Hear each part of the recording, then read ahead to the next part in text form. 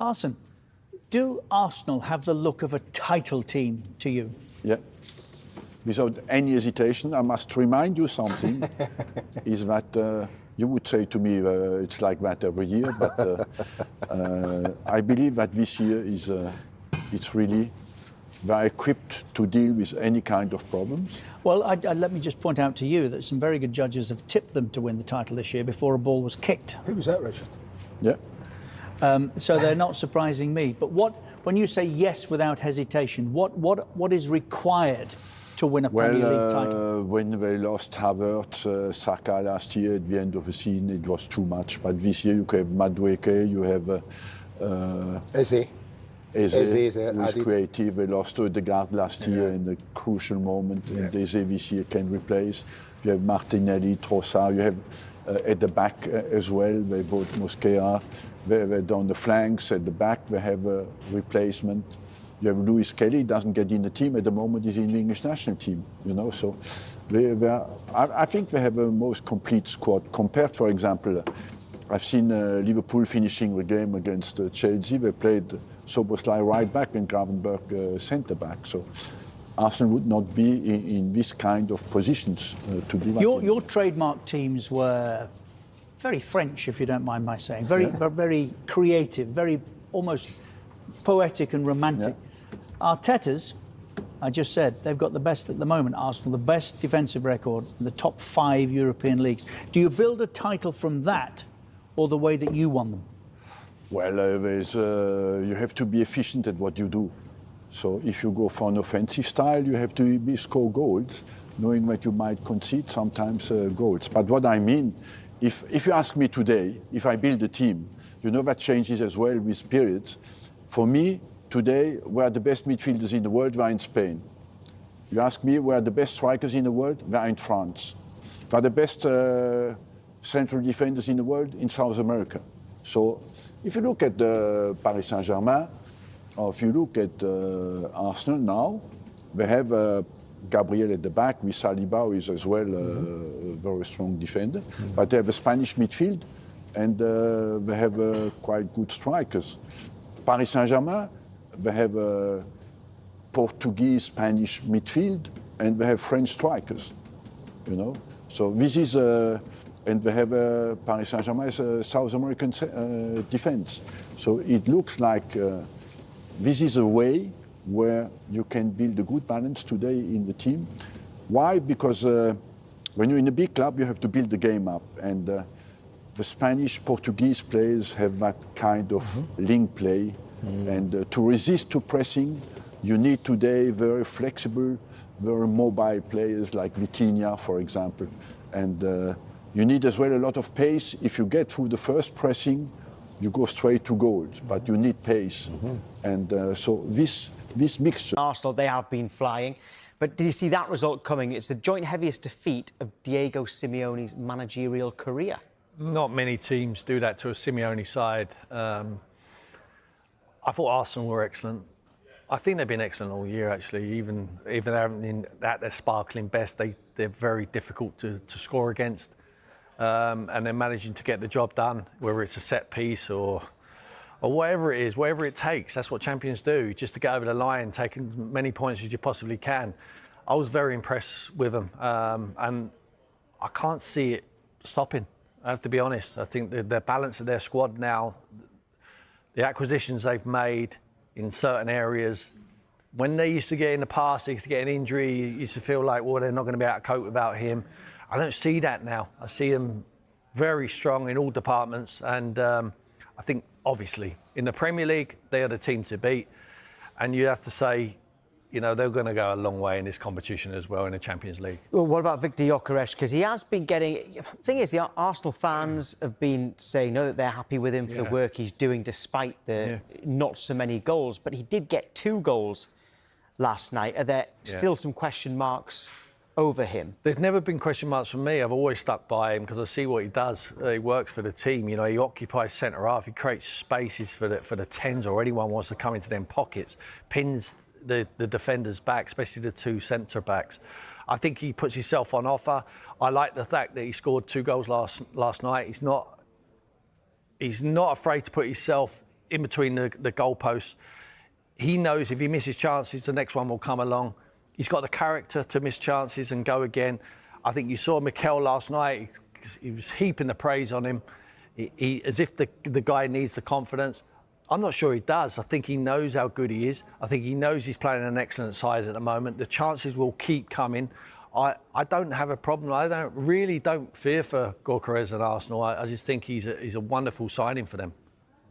Oh, it's now very good morning to you, Nick. I know it was last night a watershed moment for your club.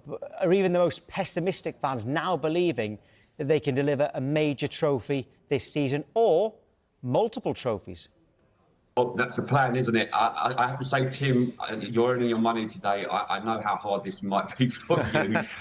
But look, it was an amazing night last night. I was half expecting a ball draw against a stingy Simeone team, but even by half time, I was confident of beating them because we just, I heard a few fans saying the first half was poor, but I saw something different being at the game. We created a few chances. I feel like we opened them up a lot more than I thought we were going to. And I mean, it's fantastic. Yeah, we should be looking to win some trophies, especially the league. Champions League might be, anything can happen in a cup competition, as you know. But, I think one thing's for sure is Arteta's built a side now that's very well drilled and adaptable. They can win ugly, they can blow teams away. And on current performance, and in particular, I mean defensively, and that's something that we all know that you need to win trophies. They're up there. Nick, if you had to choose one, what would you take? I know it's been a long time since you won the Premier League, but you have done that. You haven't won in Europe. No, look, if I had to choose one right now, I'd still probably take the Premier League first. I probably would. Yeah, the best team wins the Premier League. I think anyone can win it. Not anyone, but I think you can have your day, can't you? You can get lucky with the cup draw as well.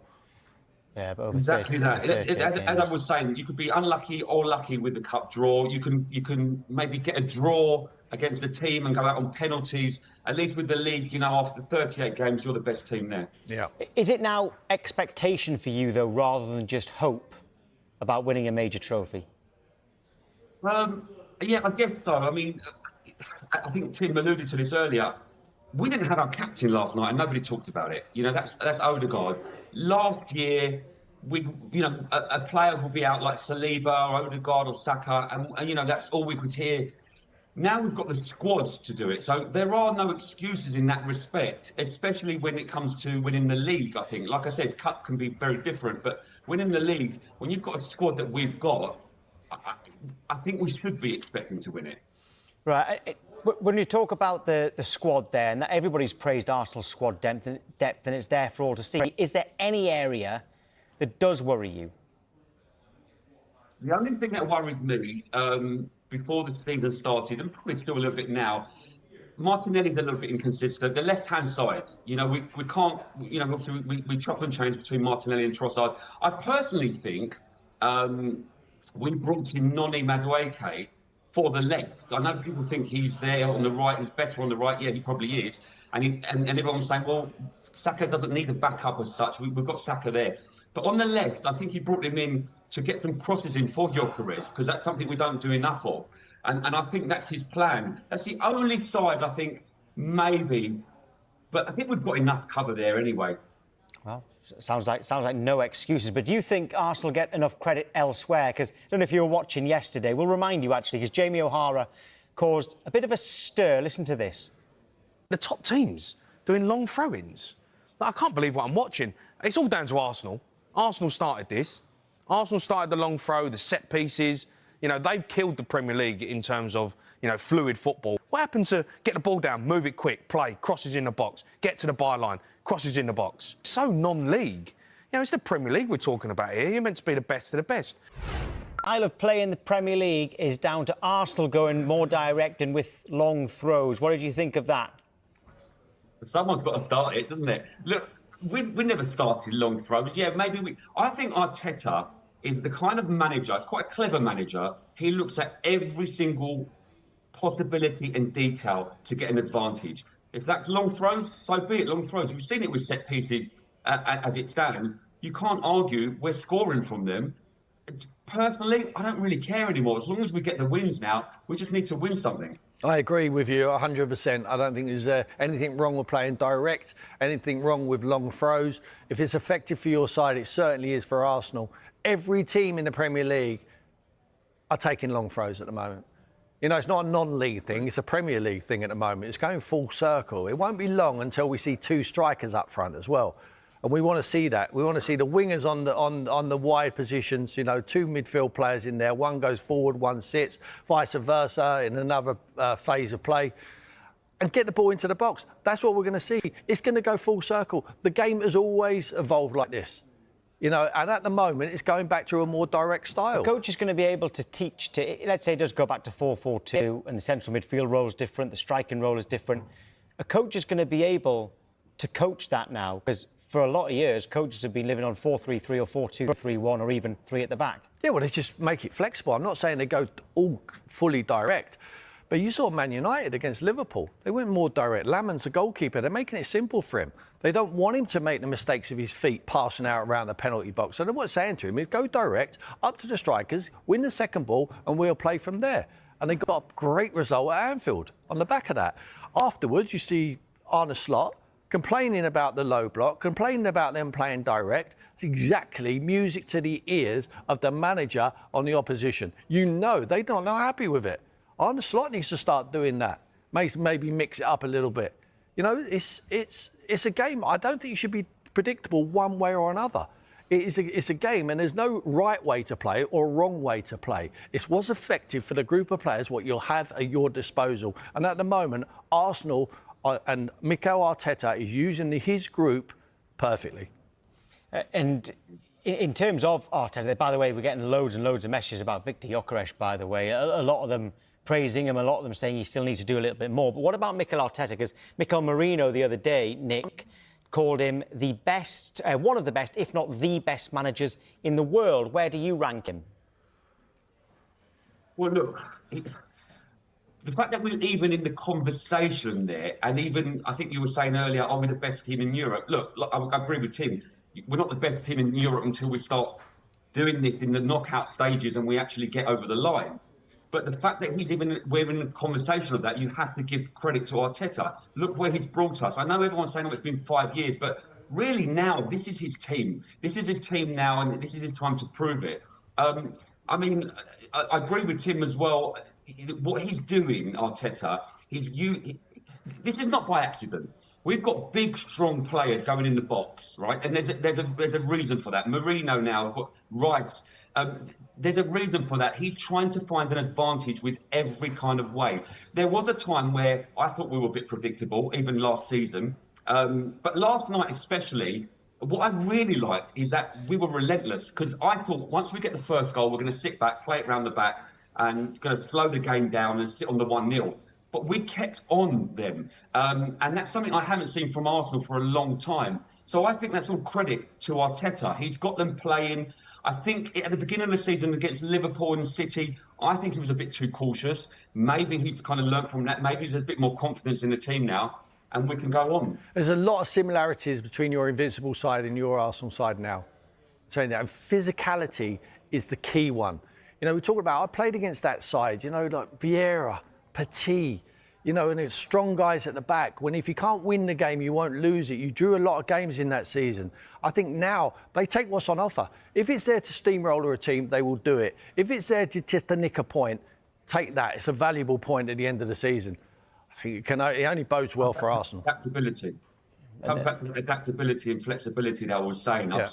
I've seen a few different ways that we're playing this season. I mean, even Zubimendi last night was dinking balls over the top, a slightly more direct, a bit longer.